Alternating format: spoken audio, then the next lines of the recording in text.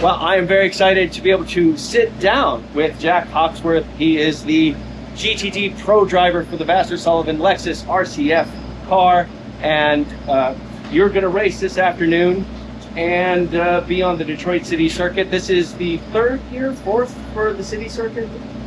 This is the, I think, second year into race here. That's right, that's right. IndyCar was here a year without you guys. Yeah, correct. And before that was Yeah, fair enough. So let's get the unfortunate stuff out of the way. You qualified well, but you're not going to start there. Yeah, no, unfortunately, fortunately we had a very good day in terms of performance. We ran a front most of the day. We were in the fight for pole. We qualified third, but unfortunately, we failed post-technical inspection, even though we passed prior to the race, just a half millimetre too low on the ride height. So unfortunate, but it is what it is, and we'll start back with it. Ironic, because I would think that ride height would be on the high side for Detroit anyway. The minimum ride height, everybody's always trying to be as low as possible. Oh, sure. Statically, so obviously. But with the bumps here. Yeah, you obviously want compliance over the bumps, but you still want the car to be close to the deck, and everybody runs close, and just when things heat up, cool down and stuff, sometimes the tolerance is maybe not quite enough, and that's maybe what happens. Gotcha. You've been with this team for a while now. You've been racing this car for a while now. You're settling into the Detroit City Circuit, but I'm curious, now that you're getting comfortable with it, how would you compare it to Belle Isle and being here versus being on the island?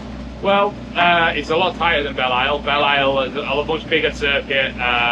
Much faster. Much faster, much more variety of corners. I think Belle Isle is a circuit the drivers really enjoyed.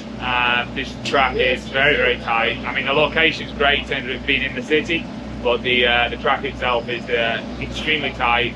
Everything's first gear, and first gear, every single corner. So it's probably not quite as fun to drive, to be honest, as Belle Isle, but still have fun out there, and we'll see how it goes. Have you ever experienced a 90-degree corner before, both left and right turn? Well, I've experienced many of them before, but maybe not quite as many as this track has. All of them first gear, that's a new. Every single corner first gear, every single corner very similar trajectory, super tight. So not the most entertaining track in terms of variety, but you know what, I enjoyed driving around here yesterday, and the race was chaotic last year, so it's certainly produced some exciting races. It's a pretty mighty straight as well, considering the tightness of the track otherwise. So I would imagine braking is pretty critical. Really critical. Every corner is, let's say, every corner's first gear basically. So you're coming like from a higher speed to almost a dead stop. So brakes are really important. Traction's really important. Like drive off the corners. Compared to most tracks, we go to where mid-corner speed and roll speed is maybe a little bit more important. The track is more stop, start, stop, start, stop. Right. So, from a driver's perspective, Belle Isle was a little more entertaining, but what about passing here? You're going to be starting in the back of your field. Are there going to be opportunities? I imagine entering turn 3 is one. Where are the opportunities to make passes? I think that's the big one really, turn 3. I think the rest of the track probably kind of follow the leader. But turn 3 is definitely invited for a late lunge or a big dive on crate. So I think that's where you'll see most of the action. As you look back at the race last year, that's kind of where any passes and all the drops kind of involved. This is also a car you've gotten to know really well. You guys have been racing the RCF for a while now.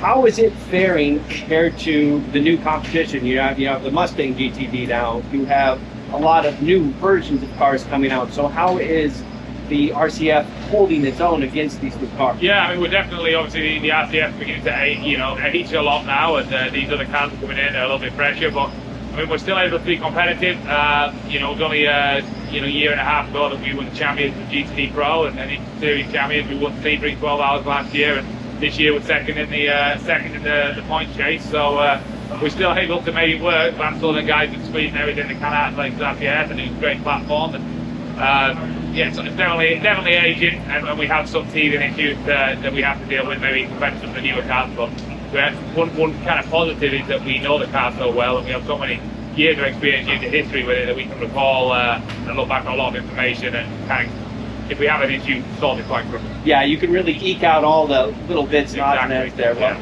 Jack, it's always a pleasure to talk to you. I really appreciate you giving me the time, and good luck. You're going to provide you provided even more entertainment than usual from the back of the field. I Thank you. appreciate it. Thanks, mate. Cheers. Appreciate it. Cheers.